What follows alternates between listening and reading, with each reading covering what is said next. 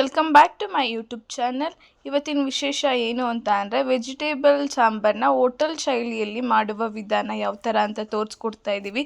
ಅದಕ್ಕೆ ತರಕಾರಿನೆಲ್ಲ ಸ್ವಲ್ಪ ದಪ್ಪಾಗಿ ಕಟ್ ಮಾಡ್ಕೊಂಡು ಕ್ಯಾರೆಟು ಬೀನ್ಸ್ ನಾನು ತೊಗೊಂಡಿರೋ ತರಕಾರಿ ಕ್ಯಾರೆಟು ಬೀನ್ಸು ಆಲೂಗೆಡ್ಡೆನ ಅದನ್ನ ಈಗ ತೊಗೊಂಡಿರೋ ಅಂಥ ತರಕಾರಿನ ಒಂದು ಬೌಲಿಗೆ ನೀರು ತೊಗೊಂಡು ಸ್ವಲ್ಪ ಹೊತ್ತು 5 ಮಿನಿಟ್ಸ್ ಸಾರು ಬಿಟ್ಟು ವಾಶ್ ಮಾಡ್ಕೊಳ್ಳೋಣ ಅಂತ ಬಿಟ್ಟಿದ್ದೀನಿ. ನೆಕ್ಸ್ಟು ಮಿಕ್ಸಿಂಗ್ ಜಾರಿಗೆ ಸ್ವಲ್ಪ 1 ಕಪ್ ಆಗಷ್ಟು ತೆಂಗಿನ ತುರಿ ತೊಗೊಂಡಿದ್ದೀನಿ.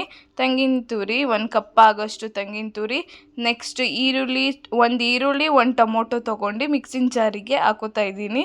ನೆಕ್ಸ್ಟು ಸ್ವಲ್ಪ ಹುಣಸೆ ರಸ ತೊಗೊಂಡಿದ್ದೀನಿ. 2 ಟೇಬಲ್ ಸ್ಪೂನ್ ಆಗುವಷ್ಟು ಸಾಂಬಾರ್ ಪೌಡರ್, ಇದು ಹೋಮ್ ಮೇಡ್ ಸಾಂಬಾರ್ ಪೌಡರ್ ಆಗಿರುತ್ತೆ. ನೆಕ್ಸ್ಟು 1 ಇಡಿ ಕೊತ್ತಂಬರಿ ಸೊಪ್ಪನ್ನ ತೊಗೊಂಡು ಈಗ ನೆಕ್ಸ್ಟು ನಾನು ಮಿಕ್ಸಿಂಗ್ ಜಾರಿಗೆ ಹಾಕೊಂಡು ಮಿಕ್ಸ್ ಮಾಡ್ಕೊತೀನಿ. ಈ ಥರ ಮಸಾಲೆ ಈ ಥರ ರೆಡಿ ಆದರೆ ಸಾಕು. ಈಗ ಒಂದು ಕುಕ್ಕರಿಗೆ ಅರ್ಧ ಕಪ್ ಆಗೋಷ್ಟು ಬೇಳೆನ ಚೆನ್ನಾಗಿ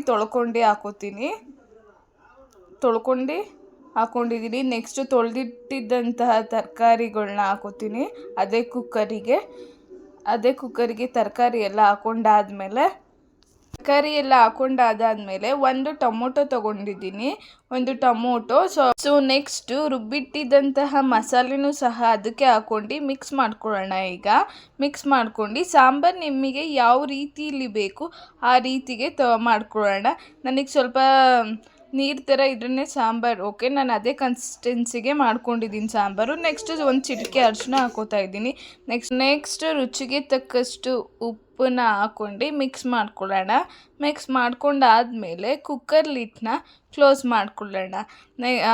3 to 4 ವಿಷಲ್ಸ್ ಬಂದಾದಮೇಲೆ ಸಾಂಬಾರು ಈ ರೀತಿ ರೆಡಿ ಆಗಿರುತ್ತೆ. ಸಾಂಬಾರಿಗೆ ನೀವು ಬೇಕಾದ್ರೆ ಒಗ್ಗರಣೆ ಹಾಕೋಬೋದು, ಚೆನ್ನಾಗಿ ಅನಿಸುತ್ತೆ ಸಾಂಬಾರು ಕೂಡ. ಈ ಥರ ರೆಡಿಯಾಗಿತ್ತು ಸಾಂಬಾರು. ಮೋರ್ ವೀಡಿಯೋಸ್ ಬೇಕು ಅಂದರೆ ನಮ್ಮ ಚಾನಲ್ನ ಸಬ್ಸ್ಕ್ರೈಬ್ ಮಾಡಿ, ಶೇರ್ ಮಾಡಿ, ಲೈಕ್ ಮಾಡಿ.